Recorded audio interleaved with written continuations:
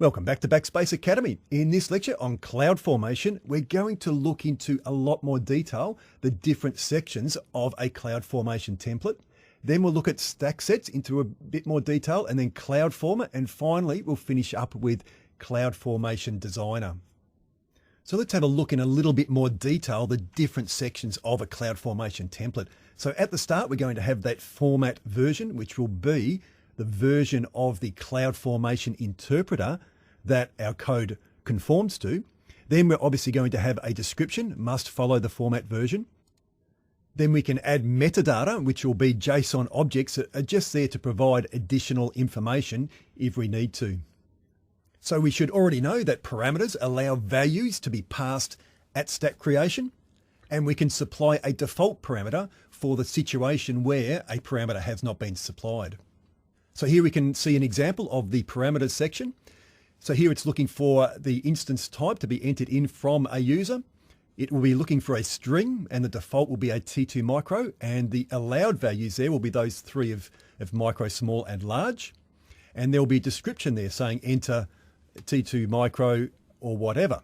So what will happen is that when someone goes to launch this CloudFormation stack, a message will come up saying enter T2 micro, M1 small or M1 large, and it will be by default selected as a T2 micro, but there will be a drop-down list there that the user can select from if they want to go for an M1 small or an M1 large. Mappings, they match keys to corresponding name value pairs. And in the example there, we've got a mapping section which has a region map, and that's going to map the region that is selected to the correct AMI. And we've got two options there of a 32 or a 64-bit AMI. So we can refer to region map in our resources. So there we can see in our resources, we've got an EC2 instance, and the image ID is it's using function find in map, and the map is region map, and it's looking for the AWS region that we selected. So if we selected US East, it'll select one of those 32 or 64. And then the next line is selecting for a 32-bit option. So it will select that first AMI. There are two types of transforms that can be applied to a CloudFormation template. The first one there being serverless, and that defines the serverless application model being used if this is specifically for a deployment of a serverless application. And then the next one is include, which allows you to include code snippets that could be stored in an Amazon S3 bucket. So there we can see we've got a resources section there that has properties for a Amazon S3 bucket, and those properties are using a function transform. And so what that is going to do, it's going to include properties from a bucket location. And so that bucket location there is going to be the bucket name. And there's another one there for the bucket access control list as well. And so that code in those two files will be included into your CloudFormation template. Conditions define the conditions around when a resource can be created or a property defined. So let's have a look at this here. So we've got some parameters here that are going to be entered.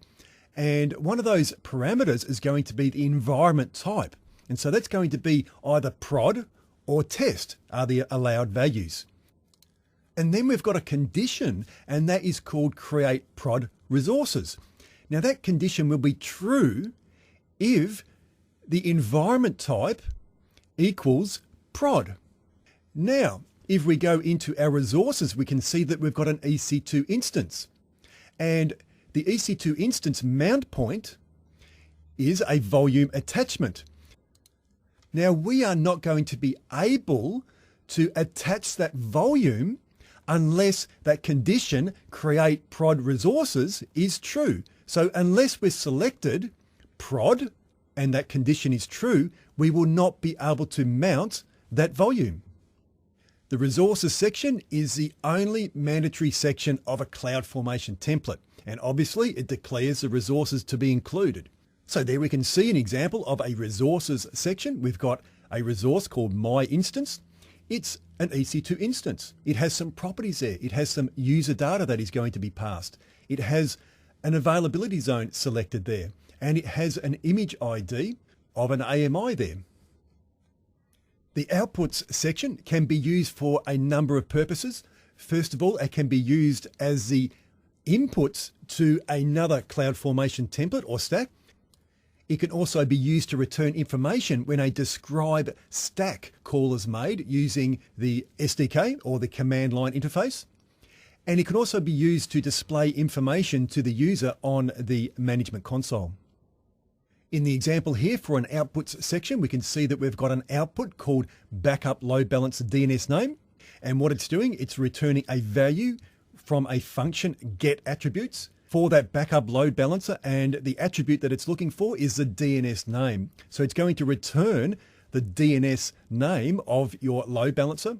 The other one there is instance ID, and it's going to return the EC2 instance.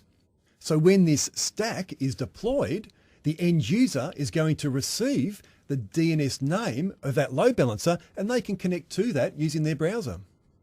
The AWS CloudFormation Stack Set service is great if you're a large organization that has multiple accounts and you want to centrally manage the deployment of stacks across multiple AWS accounts.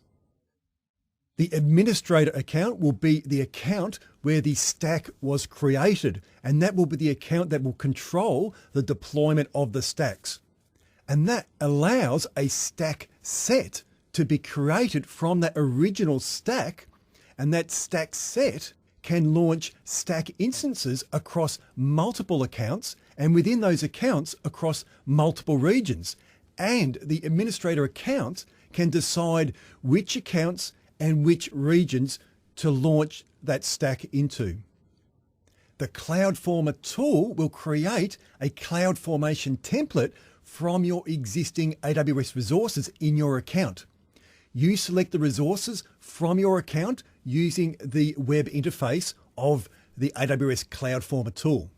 The CloudFormation template that is produced will be saved into an Amazon S3 bucket. The CloudFormer tool is launched using CloudFormation, and there is a stack created for CloudFormer. So you launch that CloudFormation stack, it will launch an EC2 instance, and that EC2 instance will have the CloudFormer application running on it. And it supports both JSON and YAML for its output templates. The CloudFormation Designer is a great productivity tool for using with CloudFormation. It allows you to drag and drop resources onto a canvas, and that will produce JSON or YAML CloudFormation templates for you. And the files produced by CloudFormation Designer can be saved locally. You can use them with your own version control system. And when you import them back into CloudFormation Designer, visually, they're exactly the same as when you left them. So that brings us to the end of the CloudFormation lecture. I hope you've learned a lot, and I hope you've enjoyed it. And I look forward to seeing you in the next one.